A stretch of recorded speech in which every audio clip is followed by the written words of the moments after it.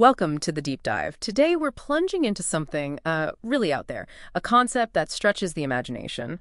We're looking at the whole universe, not just as, stars and galaxies, but as a fault-tolerant distributed system. This idea comes from a doctoral thesis by Federico Nicolas Baez. Now, anyone in tech hears fault-tolerant distributed system and thinks servers, networks, right? Backups, redundancy. Exactly. But Baez applies this to everything, the cosmos. So let's try and unpack this a bit. It's a fascinating leap intellectually.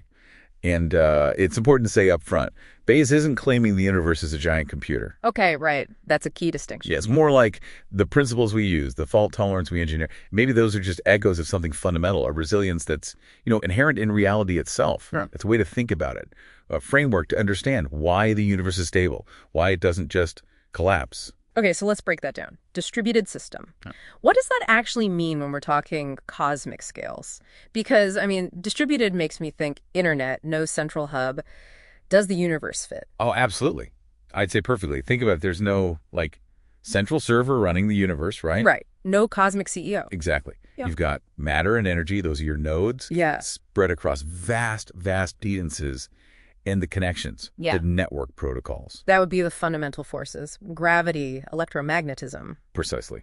Those forces weave everything together into what Bayes calls the cosmic web. It's inherently decentralized. And critically, the speed of light. That's your ultimate latency limit. Nothing can control anything else instantly across those distances. That forces decentralization. Okay, that makes sense. Distributed, check, but then fault tolerant. How does the universe handle faults? Faults seem pretty common out there. Supernovae, black holes, gobbling stars, gamma ray bursts, even just quantum fluctuations. That sounds like chaos. It can look chaotic, for sure.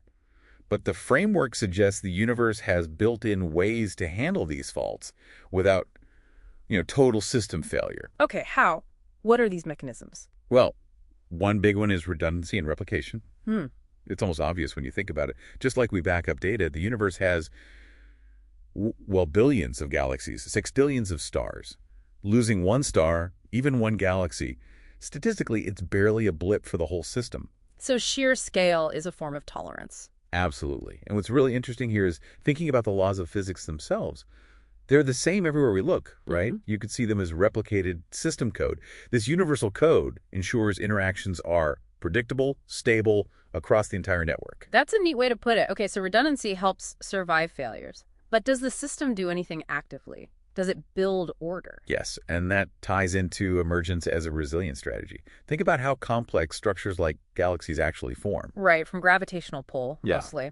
Exactly. Simple rules, simple interactions between particles and gas clouds, but leading to these incredibly complex, stable structures. There's no central programmer dictating, build galaxy here. It just emerges, bottom up. Precisely. The universe continuously builds order, organizing matter and energy into new stable forms. That's resilience in action. And this naturally leads to another mechanism, self-correction and feedback loops. Okay, like what? Take that supernova example. A star explodes that looks like a catastrophic fault, a node failure. Yeah, pretty final for the star. For the star, yes. But the explosion itself, it scatters heavy elements forged inside that star across the cosmos. Seeding the next generation. Exactly. Those elements become the raw materials for new stars, new planets, maybe even life. It's like a cosmic recycling program. A fault in one component provides resources for future components. Material isn't lost, just redistributed. It enables future evolution. Wow. Okay, this framework, it's starting to sound quite powerful. Does it help with any existing cosmic puzzles? It offers a fresh perspective, definitely. Take the fine-tuning problem.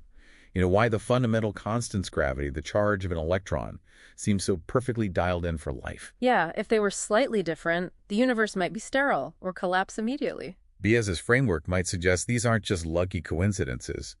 Maybe they're the essential configuration parameters, the specific settings needed for a universe system like ours to even boot up and be stable and self-organizing in the first place.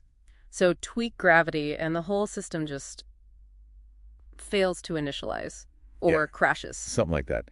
It flips the question from why so perfect for us to what's required for any stable, complex system to exist. That's a really different angle. What about strange things we see, like anomalies? That huge big ring structure astronomers found recently. Doesn't that break the standard model? Well, within this framework, you could interpret anomalies differently. Maybe the Big Ring isn't a flaw in our understanding of the rules. Perhaps it's an emergent property of this vast distributed network that we just don't fully grasp yet. Or maybe it's the scar left by some colossal ancient fault, an event that permanently altered the local network topology. Interesting. So it gives us new ways to even frame the questions. Exactly. But it's crucial to remember Bayes' own caveat.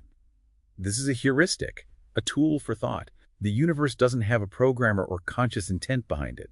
It's an analogy, a powerful one, but still an analogy. Right. It's about applying concepts from one complex system computing to understand another, perhaps the ultimate complex system. So wrapping up, this thesis is really a remarkable piece of interdisciplinary thinking.